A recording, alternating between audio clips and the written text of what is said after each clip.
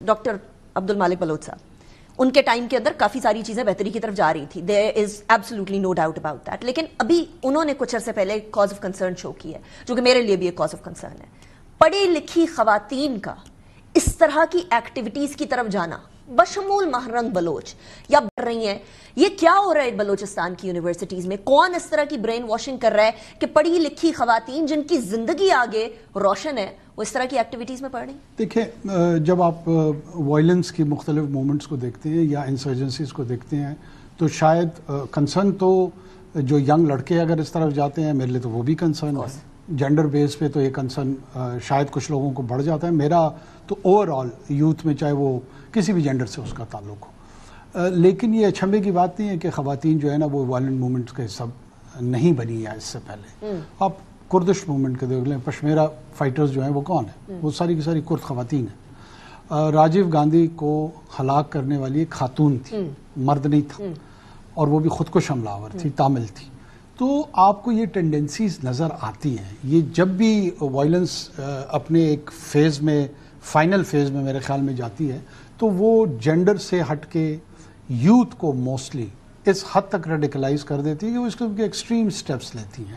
اور دوسرا، اس کو رومانٹیسائز کرنے کی ضرورت قطعاً نہیں ہے. میرا نہیں خیال کہ کوئی خاتون اپنے 5 بچوں کو چھوڑ کے اس طرح کا اگر کوئی انتہائی قدم اٹھاتی ہے، this is not a role model. Not at all. دنیا آرٹیفیشل انٹیلیجنس کریٹ کر رہی ہے، دنیا اسٹارٹ اپس کر رہی ہے، ہمارے اڑا کر کے اس کو یہ کبھی فیل ہے، یہ برا فیل ہے، یہ گندا فیل ہے. اس کو کسی طور پہ ایک مہذب انسانی معاشرے کا یا سویلائزڈ پولیٹیکل ایکٹیویٹی کا نام نہیں دیا جا سکتا. تو کاکر صاحب اب پھر سوال یہ پیدا ہوتا ہے، we need a multi prong strategy. ہم صرف دہشت گردوں کو کلا کما کر کے بھی اس کو نہیں نبردازمہ ہو سکتے. ہم صرف مل کر بیٹھ کر اوپینین میکرز پلس سیاستدان بیٹھ کر بھی ختم نہیں کر سکتے اس معاملے کو.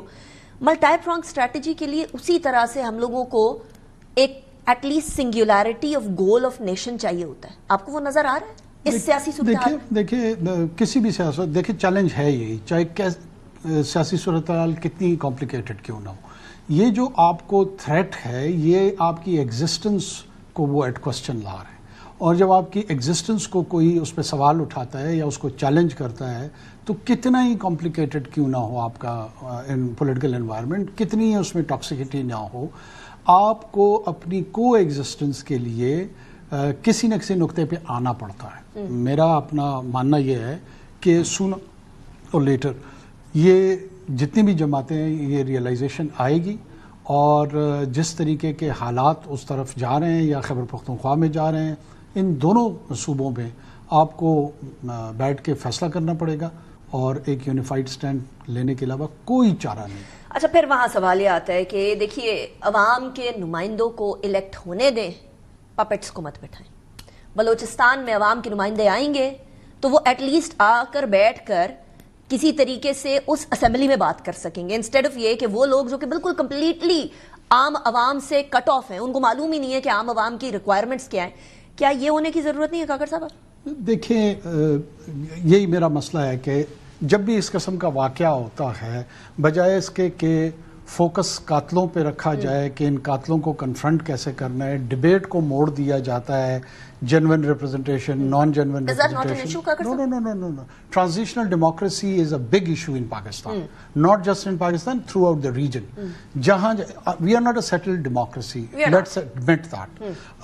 جب اس طرح کی جماعتیں پنجاب میں کنونشنل لیگ ایوب کے دور میں بنی تھی تو پھر کیا لوگوں نے وہاں پر وائلنٹ موومنٹ سٹارٹ کر دی؟ ہتھیار اٹھانا تو کاکر صاحب ایبسولوٹلی ناٹ الاؤڈ. میں آپ کو یہ عرض کر رہا ہوں، جب آپ اس ایک نقطے کو کنفرنٹ کرنے کے لیے یونیفائی ہو جائیں گے، اس کے بعد گورننس، اس کے بعد ڈیموکریسی کو سیٹل کرنا، ریپرزینٹ، اس میں میری بھی آپ سے یہ ڈیبیٹ ہوگی کہ جو لوگ 4 5 6 ممبران کے ساتھ اسمبلی میں موجود ہیں، ان 6 ممبران کے الیکشن کو تو درست سمجھتے ہیں لیکن جو باقی جماعتوں کے ممبران ہیں ان کو درست نہیں سمجھتے. تو یہ ڈیبیٹیبل ہے. لیکن اس پہ کوشچن ضرور ہو سکتا ہے، اس کو ضرور ڈیبیٹ کیا جا سکتا ہے، یہ سیٹل ہو جائے گا آہستہ آہستہ.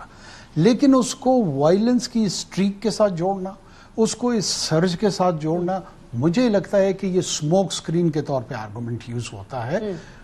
تمام پاکستان میں جو ہے نا ریپرزنٹیشن ٹھیک ہونی چاہیے, ناٹ جسٹ ان بلوچستان. کیوں وائی جسٹ بلوچستان؟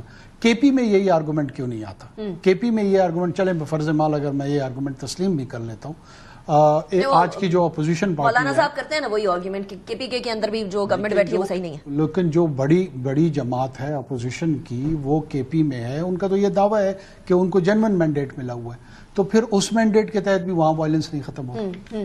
اس کا مطلب یہ ہے کہ مینڈیٹ اور وائلنس کا کوئی آپس میں ڈائریکٹ کنیکشن نہیں ہے. Make sense, that make sense. لیکن بس مجھے یہ بتا دیجیے آخری, then I have to wrap it up.